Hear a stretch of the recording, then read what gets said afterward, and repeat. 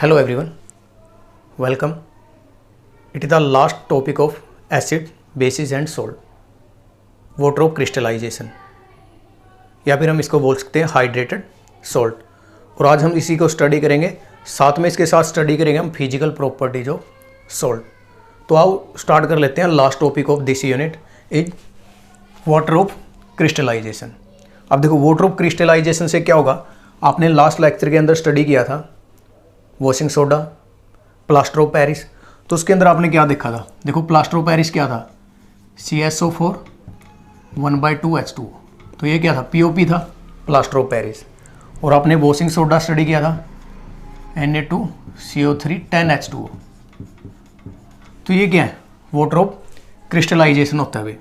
अब देखो बहुत सारे स्टूडेंट को ये लगता है कि ये जो वाटर के मॉलिक्यूल है ये क्या होते हैं, अलग है, बट ये अलग नहीं होते, ये इसी मॉलिक्यूल के पार्ट होते हैं, यानी ये कंप्लीट मॉलिक्यूल है। अब जैसे जो स्ट्रक्चर होगी उस स्ट्रक्चर में भी इसके हिस्सेदारी होगी वाटर मॉलिक्यूल्स की।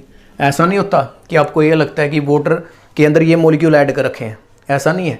मैक्सिमम स्टूडेंट क्या सोचते हैं, जैसे कॉपर सल्फेट है उसको ऐड कर रखा है वाटर के अंदर, सोडियम कार्बोनेट है उसको ऐड कर रखा है वाटर के अंदर, ऐसा नहीं होता। ये इनके पार्ट हैं एक दूसरे के, एक दूसरे से अटैच हैं। तो इन्हीं की स्टडी करेंगे हम, वाटर ऑफ क्रिस्टलाइजेशन। तो देखो the water of molecule which form part of the structure, यानी ये मॉलिक्यूल पार्ट होते हैं, हिस्सा होते हैं किसका, स्ट्रक्चर का, ऑफ द क्रिस्टल। यानी जो सॉल्ट का क्रिस्टल होगा, जैसे ये कंप्लीट गया, एक सॉल्ट है ये, अब इसका ये हिस्सा है, okay, are called water of crystallisation, यानी एक पार्ट हो गए क्रिस्टल के, ये सॉल्ट के। सेकेंड पॉइंट देखो इसके अंदर, water of crystallisation is a part of crystal structure, part होते हैं ये।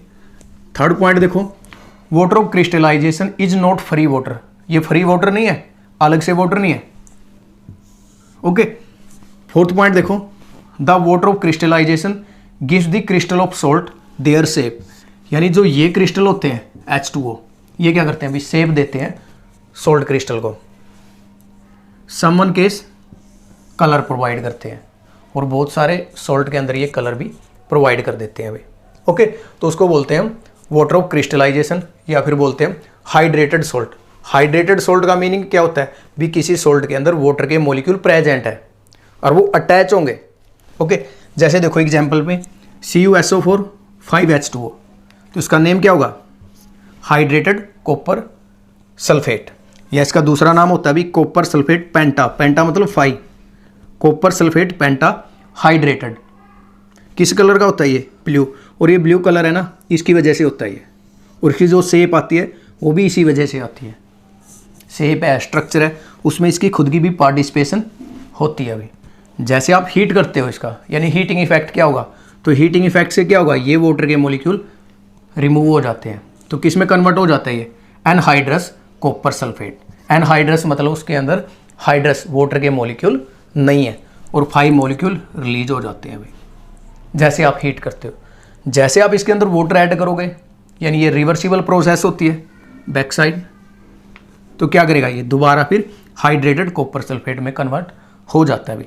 देखो इसका कलर होता है ब्लू और इसका कलर होता है वाइट, यानी इसका जो ब्लू कलर है वो किसकी वजह से आया, 5H2O की वजह से आता है। तो आप ये समझना कि जो क्रिस्टल होते हैं, यानी वाटर ऑफ क्रिस्टलाइजेशन या फिर हाइड्रेटेड सॉल्ट, वो पार्ट होता है सॉल्ट का ही, अलग से नहीं होता ये, ओके। अब देखो आपके पास Na2CO3 10H2 है, इसको बोलते हैं वॉशिंग सोडा। घर में हम सर्फ यूज करते हैं ना, तो वो क्या होता है, वॉशिंग सोडा होता है ये, ओके। और इसका नेम क्या होता है, सोडियम कार्बोनेट डेकाहाइड्रेटेड, डेका मतलब 10, सोडियम कार्बोनेट 10 मतलब डेका, वाटर को क्या बोलते हैं, हाइड्रेट, ओके। और ये किस कलर का होता है, वाइट कलर, तो वाइट कलर भी किसकी वजह से है, 10H2O की वजह से होता है। तो इसको हम बोलते हैं water of crystallisation, okay. Now next कर लेते हैं हम physical property of salts. Last topic रहेगा अभी ये, और कई क्वेश्चन आते हैं इस पे, फिजिकल प्रॉपर्टी पे देखो।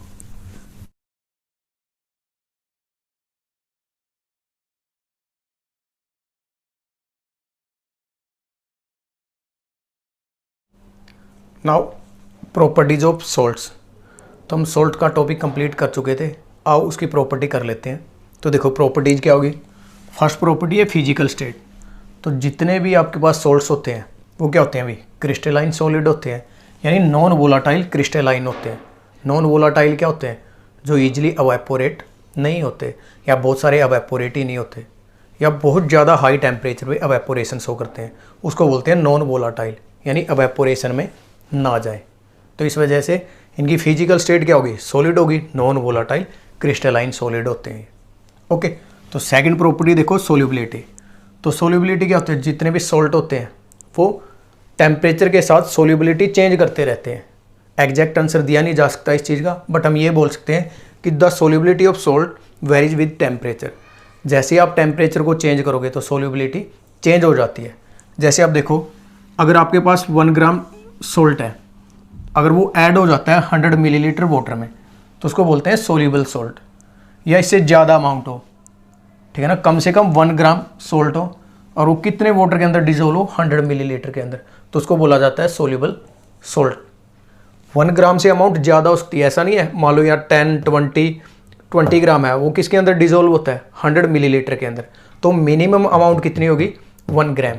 तो 1 ग्राम सॉल्ट डिजोल्व हो जाता हो 100 मिलीलीटर के अंदर, उस सॉल्ट को बोलते हैं सोल्यूबल सॉल्ट। ओके, अगर 1 ग्राम से नीचे, यानी 1 ग्राम से 0.1 ग्राम सॉल्ट हो, वो डिजोल्व होता हो 100 मिलीलीटर वाटर के अंदर, तो उसको बोलते हैं हम पार्शली सोल्यूबल सॉल्ट। पार्शली मतलब कुछ या हाफ। उसके बाद आ जाता है लेस देन 0.1 ग्राम। अगर जो अमाउंट है वो 0.1 ग्राम से लेस चली जाए, ठीक है ना, less than 0.1 gram of salt, किसके अंदर, 100 मिलीलीटर वाटर के अंदर, तो सॉल्ट को क्या बोला जाएगा, इनसोल्यूबल सॉल्ट। तो सॉल्ट 3 तरह के हैं, सोल्यूबल, पार्शली और इनसोल्यूबल। सोल्यूबल वो होता है जो 100 मिलीलीटर वाटर के अंदर 1 ग्राम या इससे ज़्यादा डिजोल्व हो जाता हो। पार्शली कौन सा होगा, जो 100 मिलीलीटर वाटर के अंदर 1 ग्राम से 0.1 ग्राम के बीच में डिजोल्व हो जाता हो वाटर के अंदर, उसको बोलते हैं पार्शली सोल्यूबल। अगर जो अमाउंट है वो लेस देन आए 0.1 ग्राम से, किसके अंदर, 100 मिलीलीटर वाटर के अंदर, तो उसको बोलते हैं इनसोल्यूबल सॉल्ट या फिर स्प्रिंगली सोल्यूबल सॉल्ट। ओके, और थर्ड प्रॉपर्टी आती है जो एग्जाम में क्वेश्चन आता है यहाँ से, इलेक्ट्रिकल कंडक्टिविटी। तो जितने भी सॉल्ट हो गए वो मोल्टन स्टेट में तो कंडक्टिविटी शो करते हैं या फिर आयनिक फॉर्म में, बट सॉलिड फॉर्म में कंडक्टिविटी शो नहीं करते। फॉर एग्जाम्पल NaCl है, जैसे आप डिजोल्व करोगे वाटर के अंदर, मान लो वाटर है, तो ब्रेक हो जाता है आयंस के अंदर, Na पॉजिटिव और Cl नेगेटिव, कैटाइन और एनाइन के अंदर। अब जो भी कंडक्टिविटी होगी वो आयंस की वजह से होती है, ठीक है ना। तो मोल्टन स्टेट में या एक्वस फॉर्म में ये कंडक्टिविटी शो करेंगे, बट सॉलिड फॉर्म में कंडक्टिविटी शो नहीं करते। तो इसका रीजन क्या होता है, सॉलिड फॉर्म में ये कंबाइंड होते हैं, आयनिक फॉर्म नहीं होते इनकी, जिस वजह से कंडक्टिविटी शो नहीं होंगे। बट जैसे ये एक्वस या मोल्टन स्टेट में चले जाते हैं तो ये ब्रेक हो जाते हैं आयंस के अंदर, और वो आयंस क्या करते हैं, कंडक्टिविटी शो कर देते हैं। ओके, एक क्वेश्चन आता है बड़ा इंपॉर्टेंट है, इस पर देखो, which out of distilled water, tap water, sea water is best conductor of electricity and why. अब 3 आपके पास, प्योर वाटर, टैप वाटर यानी टूटी का या नल का पानी आपके पास, और सी वाटर समुद्र का पानी। तो अब ये बताओ कि किसके अंदर बेस्ट कंडक्टिविटी होगी। तो किसके अंदर होती है, ऑफकोर्स सी वाटर, क्योंकि इसके अंदर क्या होंगे, नंबर ऑफ सोल्ट्स होते हैं भी, जितने ज़्यादा सोल्ट्स होंगे इसका मतलब उतने ज़्यादा आयंस होंगे, मोर आयंस होंगे। तो बेस्ट कंडक्टर कौन होगा या बेस्ट कंडक्टिविटी कौन शो करेगा, सी वाटर। उसके बाद आ जाता है टैप वाटर यानी नल का पानी। तो जो नल का पानी होता है उसमें भी काफ़ी इम्प्योरिटीज होती है, कई सॉल्ट भी होते हैं उसके अंदर, इस वजह से सेकंड नंबर, फर्स्ट नंबर इसका आएगा, सेकंड नंबर इसका आएगा, ठीक है ना, क्योंकि सॉल्ट होंगे और साल्ट क्या होते हैं वाटर के अंदर, आयंस में ब्रेक हो जाते हैं, इस वजह से ये भी कंडक्टिविटी शो करेगा बट इससे लेस शो करेगा। और लास्ट आ जाता है आपका डिस्टिल्ड वाटर यानी प्योर वाटर, ठीक है ना। तो डिस्टिल्ड वाटर के अंदर कोई भी आयंस नहीं होगा, डिस्टिल्ड मतलब बिल्कुल प्योर, ओके, जो एवेपोरेशन प्रोसेस से तैयार किया जाता है, तो उसके अंदर कोई भी आयंस नहीं होगा, इस वजह से ये क्या होगा, ठीक है ना। तो इस वजह से ये क्या होगा आपका कंडक्टिविटी शो नहीं करेगा, यानी ये इंसुलेटर होगा। कंडक्टर क्या होते हैं? जो कंडक्टिविटी शो करते हैं, तो ये इंसुलेटर की तरह बिहेव करता है। कई बार पूछ भी लेते हैं जो प्योर वाटर है वो इंसुलेटर है या कंडक्टर है, तो वो क्या होगा? इंसुलेटर होता है, क्योंकि इसके अंदर कोई भी आयंस नहीं होते, इस वजह से कंडक्टिविटी शो नहीं करता। ओके, तो ये था आपका lecture. Thank you, have a nice day.